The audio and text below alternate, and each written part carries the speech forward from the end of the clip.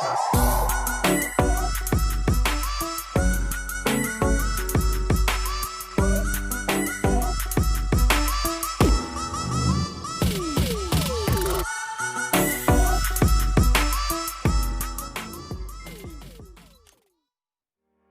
what do you do if you're in a situation where you're photographing and you're not sure if you're getting your exposures correctly?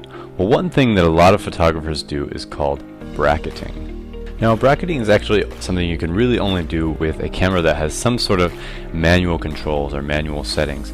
But it's also just good if you don't have a camera that can do those things to understand the concept of bracketing, because it will help you in using exposure compensation and things like that for those of you who have more automatic cameras. So I'd encourage you, no matter what camera you have, to just continue watching this video and see what we come up with here. Bracketing is one way that you can ensure that you're getting the right exposure of a situation. And I think the best way to do this would maybe just to explain this with an example. So how about we move straight into that? And it's an example that you might recognize from our metering lesson.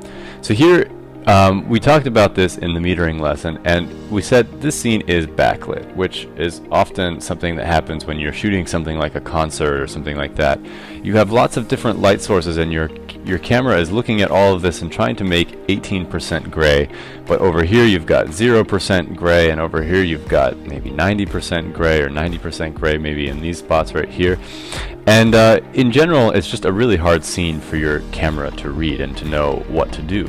So one thing that you can do, and what I did in the lesson, I was talking about how I metered using this shirt right here. And I think that I spot metered and then I overexposed just a little bit because I knew that this was a little bit lighter than 18% gray.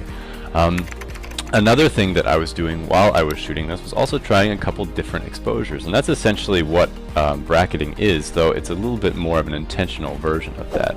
So here is the image that I took, and this is using the spot meter that I selected right here.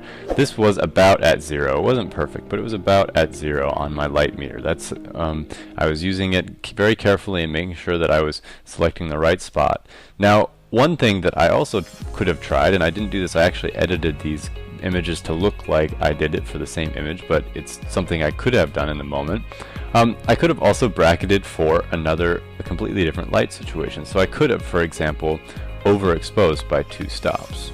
So that's about what I did here with the edited version of this image. Or I could have underexposed by 2 stops. So I could have taken what value I had, and I could have said, okay, well, I guess I'm going to underexpose.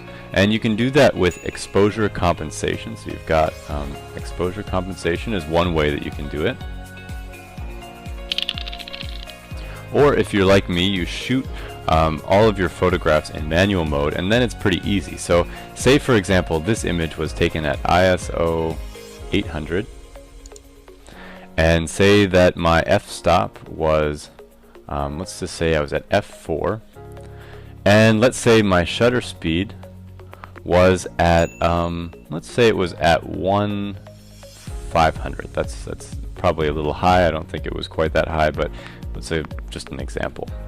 Now, one thing that I could have done in order to overexpose it would be to move 2 stops down from 500. So I could have, for example, so half of 500 is 250, and another half of that is 125th. I never say that correctly, geez. So then we can go over here to the other side and make a photo that would be quicker. So 500 times 2 is 1,000, times another 2 is 2,000. So I could take a photo at a 2,000th of a second that would look something like this. It wouldn't look exactly like that, but it would look something like that. And that would just be a form of bracketing. So this would just be bracketing. Oh, and I, for some reason, always want to put 2 T's on this. I don't know why, but bracketing is spelled with just 1 T. So bracketing. And you could also do it with 1 stop. So you could also, on your way to your 2,000, you could also take one at 1,000th of a second, and you could also take one at 1/250th of a second, and you could, so that then you could have a +1 here and another and a -1 over here. Now that is bracketing done manually. You can do it with your own fingers and decide, okay, I'm just going to move my dial from one to the other. Another thing that you can also do is set up bracketing on your on your camera, and actually have every time you press the shutter, your camera actually could take 2 or 3 or 4 different photographs. So there's automatic versions of this as well. I would kind of not recommend doing that unless you know exactly what you're doing.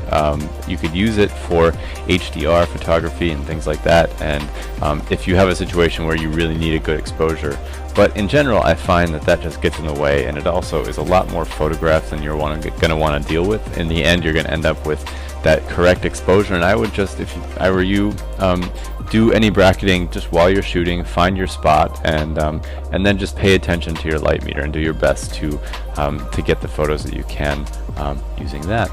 Alright, so that is a little bit about bracketing. I hope that it helps you and maybe explains what maybe just yet another thing that you found in your manual for your camera, something that you didn't understand. Maybe I explained it. So come on back and check out more lessons.